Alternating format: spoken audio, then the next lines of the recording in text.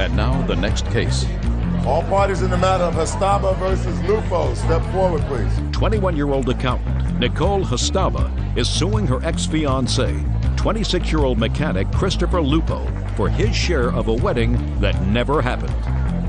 Mrs. Hastaba, you and the defendant have been engaged to be married. And according to your complaint, you broke the engagement for whatever reason, and you had an agreement with the defendant that you were each going to contribute to the wedding. Correct.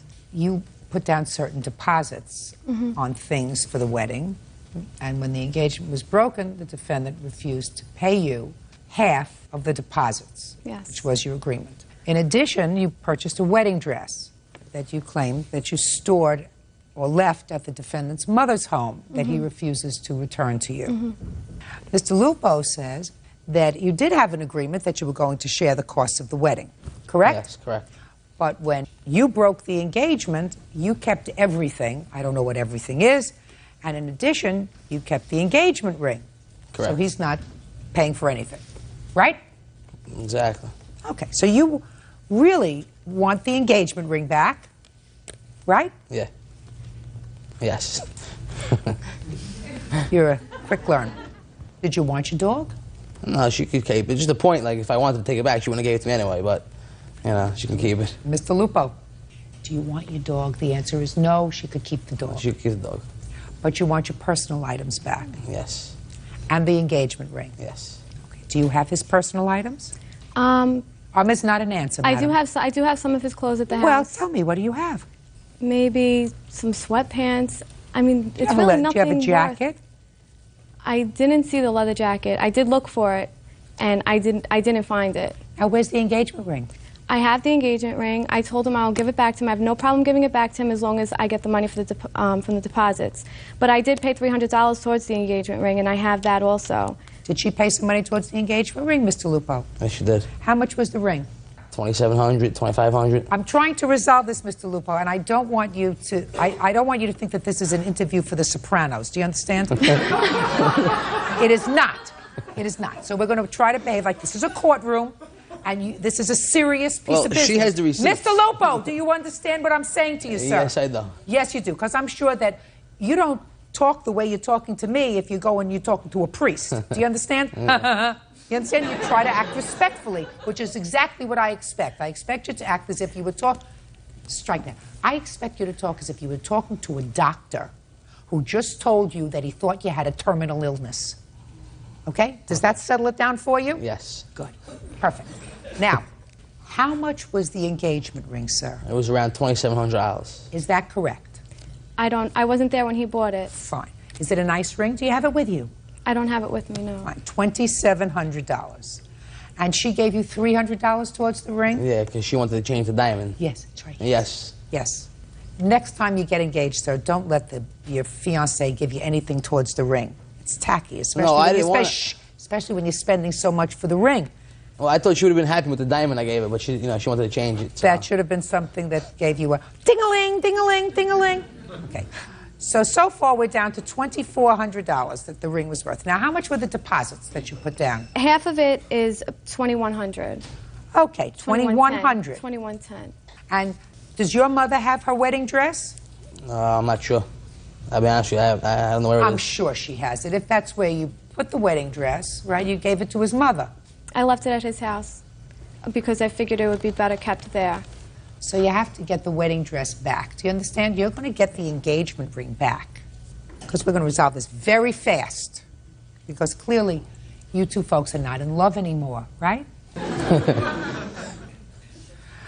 Well, at least if you are still in love, you're going to start at ground zero so that you can start building on this lovely relationship again if you so choose. Once you get back the engagement ring, you don't want to give it to anybody else, so you're going to sell it. Then you'll have some money to give her back for the deposits. Is that reasonable? That's reasonable. There you go. Look how happy you are. Now, you're going to look very, very hard for his personal property. You have some sweaters that belong to him. He's looking for his jacket. He wants his jacket back in addition to the engagement ring. Clear? Yes. Now, you are going to get your $2,100 24 hours after he gets his clothes and his engagement ring. Do you understand? Yes. You're going to give her the $2,100, Soon As soon as I get my stuff, she can have it. No problem. And you're going to get your stuff 5 days from today. 6 days from today, she gets her $2,100. Sounds good. Happy? Yes. Happy? Can I just ask one question, Your Honor? Yes.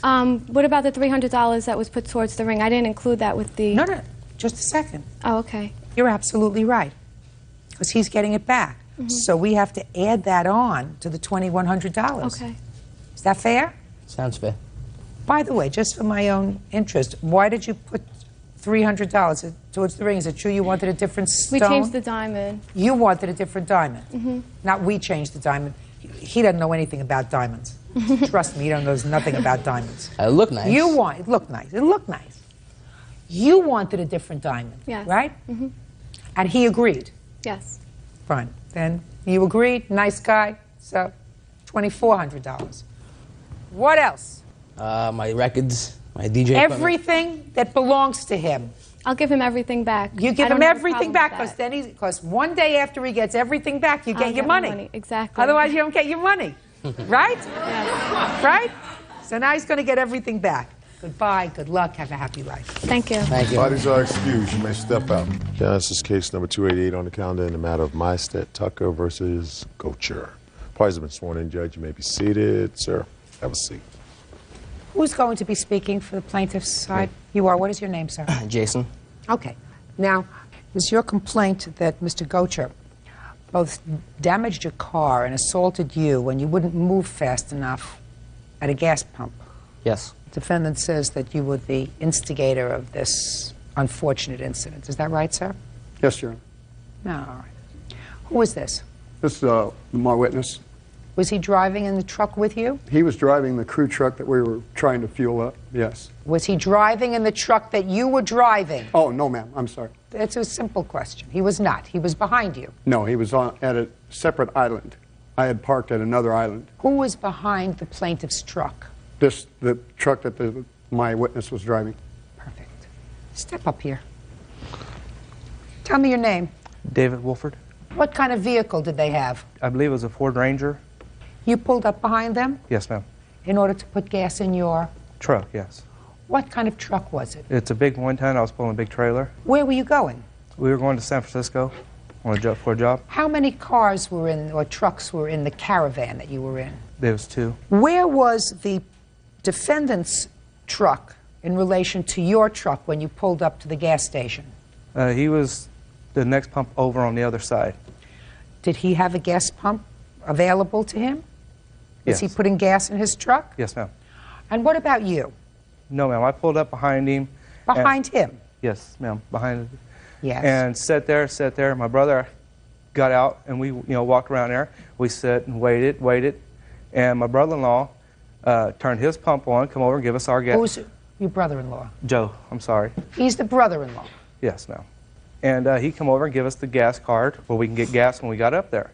Okay. And he went back in to get coffee and got his coffee, come back out, and the guy was still sitting there, the defendant. Or What were they doing? Ma'am, I don't know. They were just sitting in the truck. Sitting in the truck, yes. Okay. Had they put gas in their car? Yes, they were. Did you see them put gas in their car? Yes, we were pulling in. He was shutting the gas tank and getting in. Was he alone at that time? She was in the truck with him.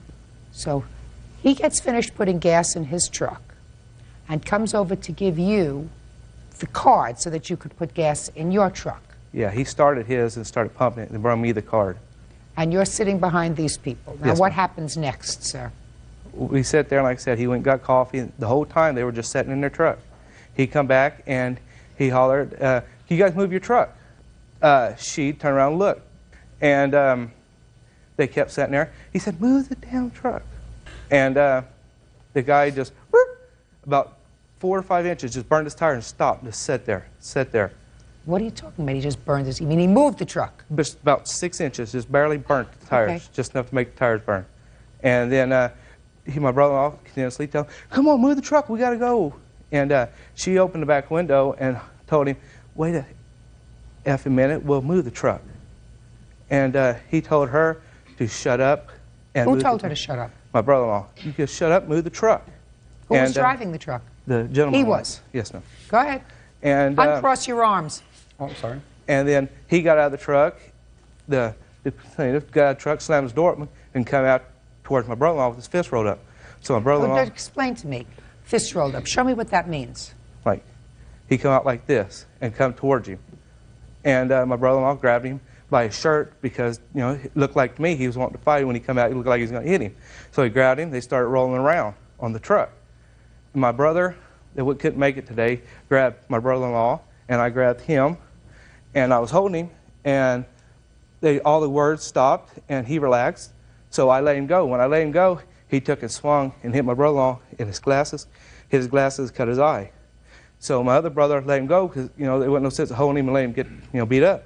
So then they continued fighting. Anyway, they wrestled towards the truck, and they separated, and he told his wife or girlfriend, I'm not sure what she is, and told her, come on, get in the truck, let's go. So she got in, he took off, burning the tires out of there. Now let me hear your version, sir. Okay, I was getting gas. Uncross your arms. I was pumping gas when the truck pulled up behind me, just like they said. He pulled up at another gas pump. I don't believe he was getting gas. He walked over, started talking to the two guys behind me. When I was done getting gas, I got in my truck, I adjusted my seat, put my seatbelt on.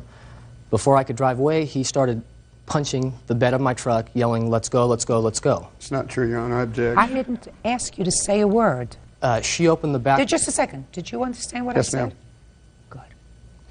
She opened the back window and said, stop hitting my truck. He said, I said, move this piece. I let that go. I started to drive away. My 6-month-old son, who was in the front seat, dropped his bottle. I stopped, picked it up, handed it to him. Before I could drive away again, he started hitting the truck again, and now he started yelling, ram him, ram him, ram him, push him out of the way. At this point, I wanted to get out of the truck to see how many dents he put in my truck, which he did. He put 3 in the bed. She told him, before I could get out, I said, stop hitting the truck, and if you give us a second, we're moving. That's when he said, shut your mouth, you crazy effing bee. Judge Judy continues in a moment. The next thing I know, I'm on all fours, blood pouring out of my face. I looked towards the truck, looking at his rearview mirror, said, hey, move the truck. Your hot temper started the problem. My temper is going to finish it. Real cases, real people. Judge Judy. Jason Meisted claims he was assaulted by Joseph Gocher. Joseph says Jason was blocking the pumps at a gas station. Go ahead. I got out of the truck to see the damage. Before I could even get back to the damage, he grabbed me by the throat with both hands and bent me backwards over into the bed of the truck. I then stood up. When I stood up... Right. When I stood up, he still had me by the throat. I don't know who it was, but one of the guys in the truck behind me grabbed my arms and put them behind my back. She, at this point, tried to help me. She couldn't do anything because one of the other guys grabbed her and threw her back into the gas pump. I don't know who it was, had my arms behind my back. They ran me into the door that was open. The next thing I know, I'm on all fours, blood pouring out of my face. I jumped up, I told her, I said, get in the truck. She got in the truck, we drove home, and I called 911. When you called 911, did you file a report? Yes. Can I see the report, please?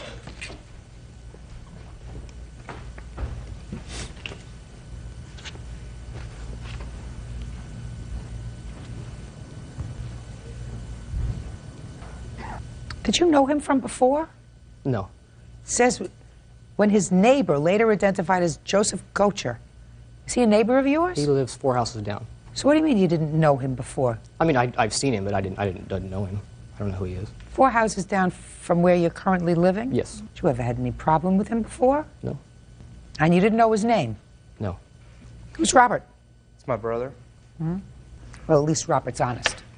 Robert tried to restrain him because he knows he's got a bad temper. Is that right? Yes, ma'am. Right. Sit down. Now, Mr. Gocher, you want to tell me your version of these events? Yes, ma'am. Upon pulling into the gas station, I put my truck in one stall, started fueling it, and we used a company credit card. It was company vehicles. I then took the card over to Robert, gave it to him while we were waiting for Mr. Meisted to move. I went into the store, got coffee, came back out. They still hadn't pulled up, but his truck was running. I finished fueling mine, and then I asked Robert, which was one of the other crew members, I asked him what the problem was. And I walked over there to the front of our crew truck. And he said, the guy won't move. He's still sitting there. So I looked towards the truck, looking at his rearview mirror, said, hey, move the truck. And Let me stop you there for a moment, sir. according to what you just told me, you started the gas pumping in your truck, is that right? And then you went in for coffee? Yes. Tell me about that. Tell me about going in for coffee. Well, I started the gas pump in my truck. Correct. I have a separate vehicle. I walked over, handed my brother-in-law the card. Right. And then I went in. Just a second. That just took a couple of seconds, right? Right. And then I went inside to you make didn't say coffee. shh. You didn't say anything to him. You just handed him the card and said, you know, he understood that he was supposed to fill up the gas tank. Correct. Correct? And meanwhile, the gas is still pumping in your truck. Is that right? Correct. And then you went inside. Were there other people inside in the There was a convenience few, store? yes. How many? Oh, roughly 5. And so you went over to get coffee. Did you get a large coffee or a small coffee? I got a 20-ounce cup of coffee. You take your coffee black? No, cream and sugar. So after you filled in this 20-ounce cup, then you put in cream. How many? 2. And sugar? How many? It's in a big container for roughly 2-3 tablespoons or 2-3 teaspoons. And then you walked over to pay. Correct. Was there anyone before you when you paid? There was one person at the counter, yes. And so they had to pay for whatever they were getting. Is that right? They were in the process, yes. And did they get change? Yeah. And what about you? How much was your 20-ounce coffee? $1.06. Did you have exact change? I gave her $1 and a dime.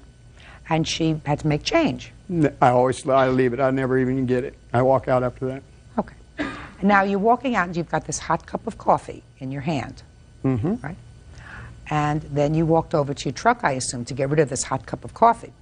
Actually, I set it on the toolbox because my truck had finished pumping. I set it on the toolbox. That's my point, sir. You put on the gas. You didn't stay with your truck. You walked inside, took care of your business. Anybody who pulled up behind you waiting for your truck to be finished would have to sit and wait for you to come out from getting your coffee with cream and sugar and paying the bill and waiting behind somebody else who was also getting their stuff. You didn't give a rat's behind about somebody waiting for you. You said, let him wait. You didn't even think about it. You went Your inside. Honor. Oh, sure, because No. you said my gas was already finished pumping. No, because I know how long it takes for me to walk in, Bull! get a cup, Bull! and my truck was totally empty, You know, so I know how long it takes to I'm fill 10 steps up. ahead of you, sir. Go ahead. I'm 10 steps ahead of you. Real cases, real people. Judge Judy. Jason Mystad claims he was assaulted by Joseph Gocher.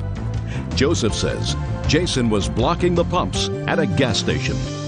So, you walked inside and you didn't care. You said, walk inside and get my coffee. You didn't finish putting the gas in the car, putting back the cover, moving your truck over to the side so that somebody else could come and get gas.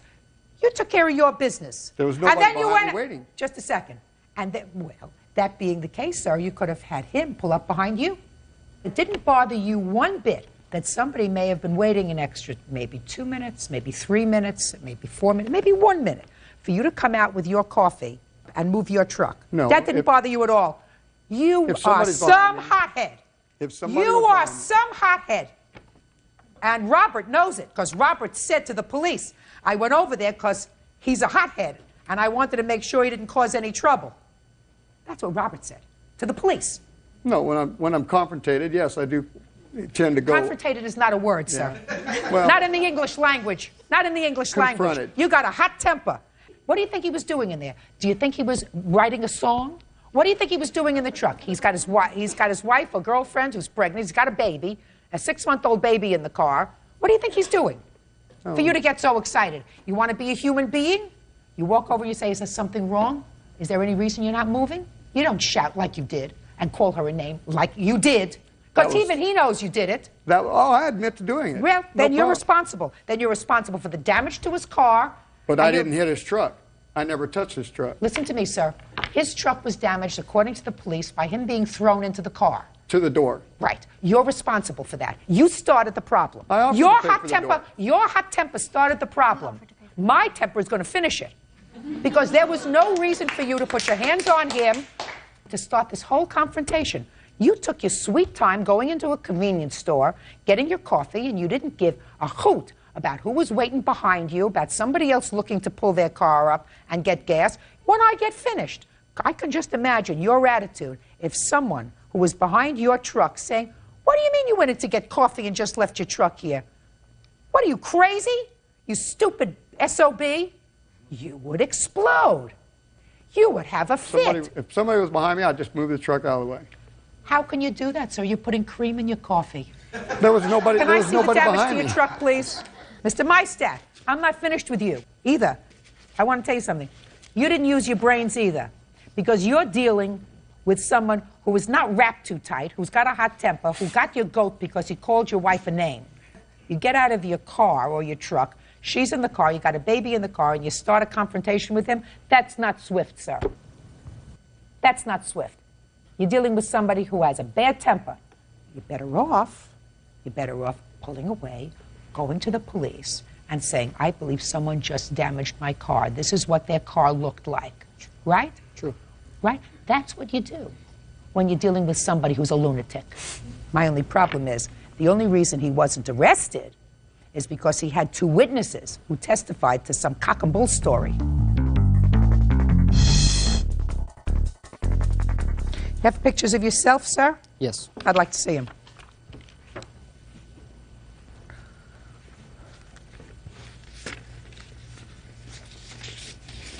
I see a lot of feet pictures. I don't see any injury here, sir. It's the ankle. What happened to your ankle? Well, I broke it back in on June 30th. I just got off a cane when this all happened, and there's a re-injury. Here's my emergency room records of going back in. How much did the emergency room cost you? It was $619. Between the emergency room visit only, which is all that I'm considering, and the damage to the car, which is $1,724, $2,343. Now, what you're suing for is $5,000, sir, because you want also to be paid for lost wages due to the assault. Yes. What lost wages did you have? Well, like I said, I broke my ankle on June 30th. I was on crutches for 6 weeks with the cast. When I got the cast off, I was on crutches for a month. I went to rehabilitation, was on a cane. That has nothing to do with him. Well, no, I just got off a cane, just got back to work. When he assaults me, and with the emergency room records there and seeing my doctor, I was back on disability for another month. Chalk that up to your own stupidity. I told you that there is a contributory negligence on your part, contributory stupidity. If you would just get off of crutches. He was wife or his girlfriend? I'm his girlfriend. Girlfriend had to take care of you 6 months. You weren't working. You explained to me the wisdom of getting out of your truck to confront him. Well, when somebody's punching your truck, don't I have the right to get out and look at the damage? No, what you're supposed to do when you have a nut who's hitting your car. I didn't know he was a nut. Oh, no? You didn't know he was a nut? You didn't know he was hitting your car because you weren't moving fast enough? And I don't have the right to get out and check out the damage? I'm not talking about right. I'm talking about using your brains.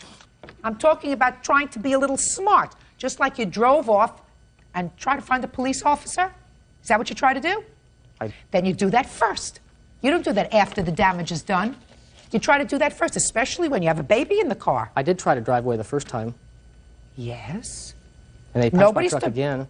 So, even more so, the guy's a real nut. He hit my car a second time, and I'm driving away. How many babies do you have? This will be number 2. Grow up. Judgment for the plaintiff in the amount of both the damage and the emergency room treatment, which is $2,343.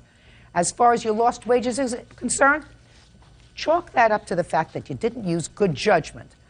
Because he is a hot-tempered idiot doesn't mean that you react when you have a baby in the car to somebody who's acting inappropriately and like they're not wrapped too tight. That's what you're supposed to do if you're a responsible parent. By the way, is there any reason why the 2 of you aren't married? We're engaged. Is there any reason why the 2 of you who are having a second child, why you're not married? What does that matter? I'm just curious. I said as a matter of curiosity, matter of responsibility. We've been engaged and we plan on getting married, yes. Well, is there any reason, madam, why before you have your second child that you don't decide to make that kind of a Because I don't want to be commitment? pregnant walking down my aisle. I want to... Well, you had some time between the first and the second, didn't you? Yes, I did, Good. and I didn't want to get married in the winter. You want to get married? Bye-bye.